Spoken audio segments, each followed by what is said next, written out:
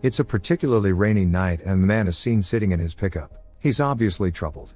First, he takes his wedding band off and throws it away, lights a match and then gets out of the car, with a gas canister and a hammer in his hand. Breaching the house doors, he alerts the inhabitants that run toward him, only to be violently taken down.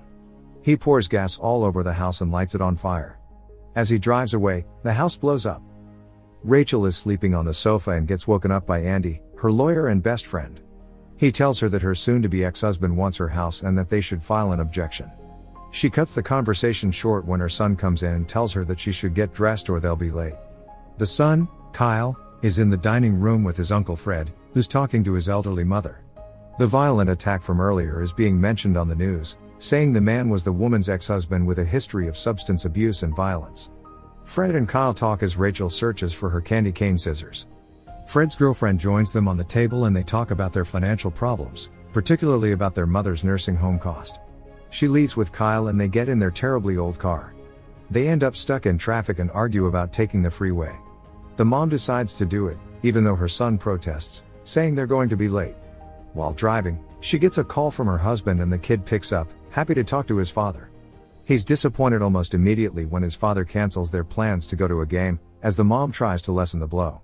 To make matters worse, they still end up in a traffic jam on the freeway and his mom gets another call, this time from a client. When she can't lie herself out of the situation and the client realizes she'll be late again, Rachel gets fired.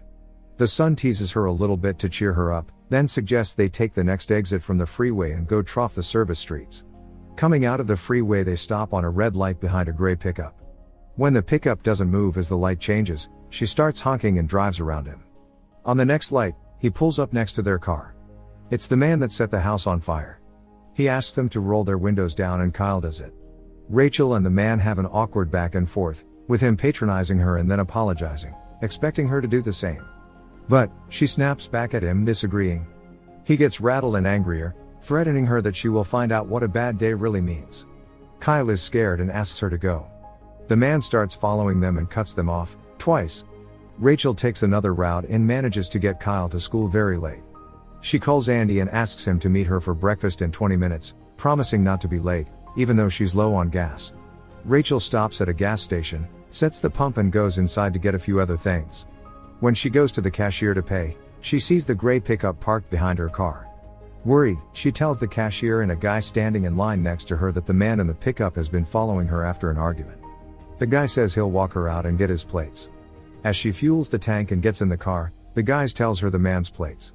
She drives off and the guy stays behind telling the man in the pickup not to follow. Suddenly, the man rams him over into the street and he gets hit by a second car, while the pickup continues to chase after Rachel. She tries to loose him on the way, but they get stuck in a traffic jam again, with him right behind her. He rams in her car over and over, but no one reacts. They start driving again and Rachel can't find her phone to call for help. The man pulls up next to her and shows her that he has her phone. She drives off, causing an accident on the way and almost running over a woman, thinking she finally lost him. She pulls up into a parking lot to hide and calm her nerves. Meanwhile, Andy is waiting for Rachel in a diner, calling her, but getting only voicemail. The man with the pickup walks in and heads straight for Andy. He lies to him and says he's an old friend of Rachel's, then sits down and chats him up. They talk about scary experiences with road rage and about Rachel's divorce. The man is defending her soon-to-be ex-husband and Andy gets uncomfortable, so the man lies and says he could get Rachel on the phone. Andy tells him to try and gives him his own phone. Back at the parking lot, Rachel is looking for her tablet when she suddenly hears ringing. She finds a phone and picks up even though it's not her phone. The man gives Andy his cell phone and he tells her that he's waiting for her in the diner with an old fiend of hers. She says she doesn't know anyone by the name given. Andy turns the phone over to the man the moment she starts talking about him, calling him a psycho, explaining what happened. He tells her that she needs to truly apologize to him in person, which alerts Andy that something isn't right and he asks for his phone back. That's the moment when the man hits Andy with a cup, breaking his nose. Everyone in the diner gets upset, but no one helps when the man slams his head on the table, knocking him out. He puts Rachel on speaker and continues to talk to her, asking if Andy is really just her lawyer and friend, or if she's cheating on her husband with him, just like his own wife did. He tells Rachel to say her last words to Andy as he chokes him and eventually stabs him, while the people in the diner still do nothing, except film the situation. As the man is walking out of the diner, he tells Rachel that Andy is dead. She tries to plead with him and apologizes, but the man doesn't believe her and speeds away. The man calls her again from her own phone and starts reciting all the messages she's gotten, including one from her son's school. He starts toying with her and asking her to choose who he should kill next from her contact list. When she refuses, he sends all her money to her husband and threatens to go after her mom and to burn her house down. Rachel chooses herself, but he doesn't accept and asks for another name. She chooses the name of the client that fired her. He hangs up and Rachel immediately calls the police. They arrive at the house of her client, but the man isn't there. Back at the house, Fred is watching what happened in the diner on the news. There's a strange noise coming from the other room and his girlfriend doesn't respond to his calls. He goes to check on her and on the way he sees the pickup parked before the house. The noises continue and he follows them with a knife on hand.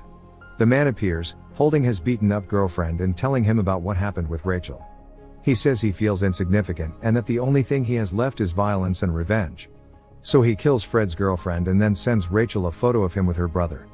The man calls her again and she tells him she called the police, which he already knows. He checks the tracker on Rachel's phone, sees that she's in front of Kyle's school and tells her that she has 3 minutes to pick him up and drive away, or he'll kill Fred. He tells Fred to write her a letter, blaming her for his girlfriend's death, all the while pouring gasoline on him. Meanwhile, Rachel gets her son out of school. As they're driving away she calls the man back, telling him she has Kyle. The man tells her to put him on speaker or he'll light her brother on fire. He makes Fred read the letter he wrote, saying Rachel is responsible for everything that has happened and that he'll never see another sunrise again. Suddenly a police officer walks into the house and the man hides behind Fred. He lights Fred on fire and runs, but the cop shoots him in the shoulder. Rachel can hear everything happening on the phone. She stops the car and breaks down. As Kyle tries to comfort her, the phone rings again. It's the man, telling her Fred is dead. He threatens Kyle, but she threatens him back, done with all of his garbage, and smashes the phone. Her and Kyle get in the car and head to the police station. On the way there they realize that he might be tracking them with Rachel's tablet. Kyle finds it tapped beneath her seat and wants to throw it out the window, but Rachel has the idea to track the man with the tablet, like he tracked them before. Kyle realizes that he's right in front of them, having stolen her neighbor's van. They see a police car in front as well and Rachel tells Kyle to put his seatbelt on, pulling up on the side of the van, headed straight to the police car. Kyle tries to get the cops' attention, but the man figures out what they're doing and rams the police car, causing a massive car crash. He keeps following them and catching up. Kyle calls the police from the tablet, but they tell them that they can't do anything to help. The tablet runs out of battery and they are left on their own. Rachel decides to go to her mother's house, where the neighborhood is just complicated enough to slow the man down a little. She speeds up and he follows, causing car crashes on the way. She manages to trick him and lose him for a moment, just long enough to get to her mother's house and let Kyle inside. When he gets there, he activates the panic button on the alarm, then gets a flashlight and hides upstairs in a secret compartment. Meanwhile, the man is riding around in the neighborhood, looking for them. He sees the car and stops to take his meds and gather himself. Suddenly Rachel rams into him with another car. She walks up to his car, but he grabs and pins her to the ground. He tells her that she'll always remember him, what she could have done to save her boy. With Rachel down, he goes after Kyle in the house, calling for him, lying it's the police. The kid makes a noise and Rachel appears in the hiding spot, but so does the man. They fight, with the man going after Kyle constantly and Rachel relentlessly attacking him so he can't get to him.